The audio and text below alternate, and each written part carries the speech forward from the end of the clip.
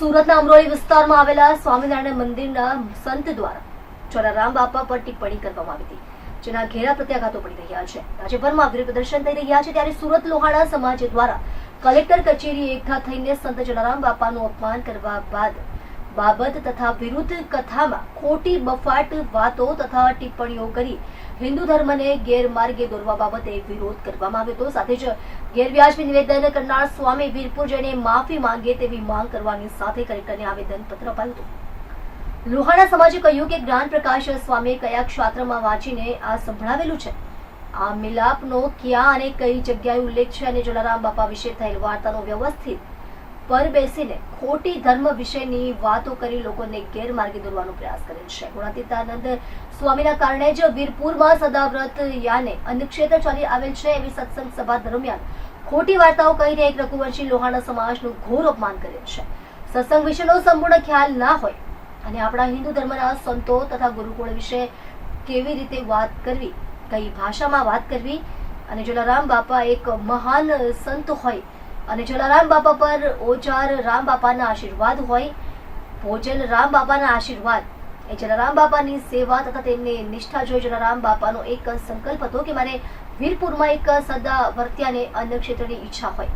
આમ તેમની તમામ સેવા તથા કર્તવ્ય નિષ્ઠા જોઈને ભોજન રામ બાપાએ આશીર્વાદ આપેલ, જેના કારણે વીરપુરમાં અન્ન ક્ષેત્ર ચાલી રહ્યું છે, જે બફાટમાં કામના આરોપીએ વ્યાસપીઠ પર બેસીને અમારા રઘુવંશી સમાજનું અપમાન કરેલ છે। અગાઉ સ્વામિનારાયણ સંપ્રદાયના સંતો અવારનવાર ખોટી વાતો કરીને હિન્દુ ધર્મને બદનામ કરવાનો તથા ખોટી હિન્દુ ધર્મ વિશે ટિપ્પણીઓ કરી બફાટ વાતો કરીને રઘુવંશી સમાજનું તથા સંત શ્રી જલારામ બાપાનું અપમાન કરેલ છે। આ બાબતે જ્ઞાન પ્રકાશ સ્વામી વીરપુર જલારામ બાપાના શરણોમાં આવીને જાહેરમાં માફી માંગે તથા જો એ વીરપુર જલારામ બાપાના મંદિરે માફી નહીં માંગે તો અમારા રઘુવંશી દ્વારા આગળના સમયમાં ઉપગ્રહ ગાંધી ચિંધ્યા માર્ગે આંદોલન કરવાની ફરજ પડશે, જે ગુજરાત સરકારશ્રીને જાણ થાય તે માટે વિદિત થાય છે। આવી હિન્દુ ધર્મ બાબતની ઘટનાઓ બીજી વાર ન થાય તે માટે આવેદનપત્ર અમર રઘુવંશી સમાજના લોકો આપી રહ્યા છે।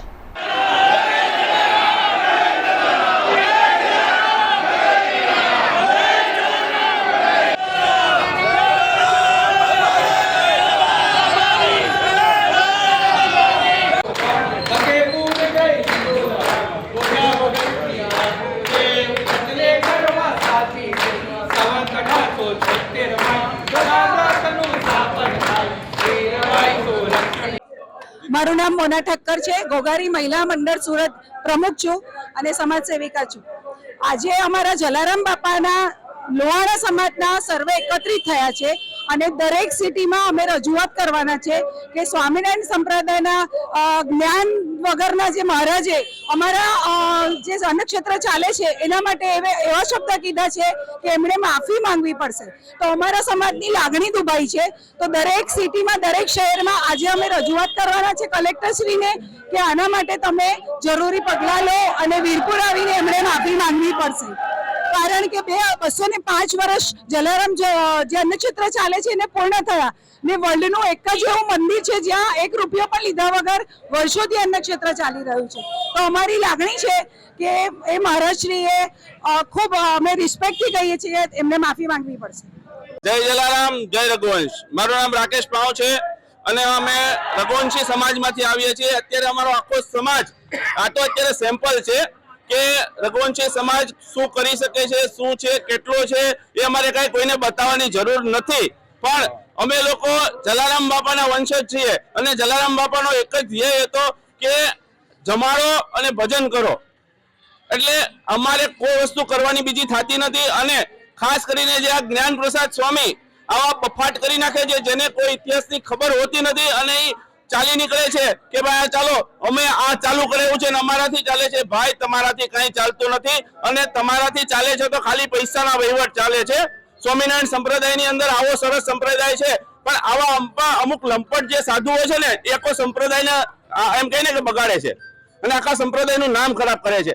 તો સ્વામિનારાયણ સંપ્રદાયને ખાસ એટલી વિનંતી કરું છું વડતાલ સ્વામીજીને કે ભાઈ તમે શું કામ આને છાવરો છો, શું કામ આ માણસને તમારે એટલો બધો છાવરવાની શું જરૂર છે? શું આ તમે કરાવો છો? આવું જે એની ભાષણ છે તમારા ઓલાથી થાય છે? જો તમે એને છાવરતા ન હો ને તો આ માણસની કોઈ હિંમત નથી કે આ વસ્તુ બોલે। એટલા માટે ખાસ કરીને એવી વિનંતી કરીએ છીએ કે જે એને અભદ્ર ટિપ્પણી કરી છે, રઘુવંશી સમાજની લાગણી દુભાણી છે, જલારામ ભક્તોની લાગણી દુભાણી છે, એને આજે અમે કલેક્ટર ઓફિસની અંદર એક આવેદન લઈને આવ્યા છીએ કે આ આવેદન પત્ર આપીને અમે એટલી જ માંગણી કરીએ છીએ કે અત્યારે જે કાંઈ રઘુવંશી સમાજની લાગણી દુભાણી છે એને ન્યાય મળે અને આ લંપટ સાધુ જલ્દીથી જલ્દી વહેલી તકે જલારામ બાપાના મંદિરે વીરપુર જે મંદિરની એને અત્યારે ટિપ્પણી કરી છે, જે મંદિરનું અપમાન કર્યું છે, એ મંદિર આવી અને ત્યાં માથું નમાવીને માફી માંગી લે. જો વહેલી તકે આ વસ્તુ થઈ જશે તો અમારે કોઈ વસ્તુ આગળ કરવાની થતી નથી, નક્કર પછી આના પગલા અને પ્રત્યાઘાત બહુ ઉપર સુધી જશે. અને ખાસ કરીને મોદી સાહેબને, હર્ષભાઈને, CR પાટીલ સાહેબને એક ખાસ વિનંતી છે કે સાહેબ તમારા રાજમાં જો આવા સાધુઓ આવા વર્તન કરી જાય અને હિન્દુ ધર્મને કે સનાતન ધર્મને લાંછન લગાડે એવી વાત કરે છે તો સાહેબ તમે પણ જરાક આની ઉપર ધ્યાન આપો અને અમને ન્યાય અપાવો.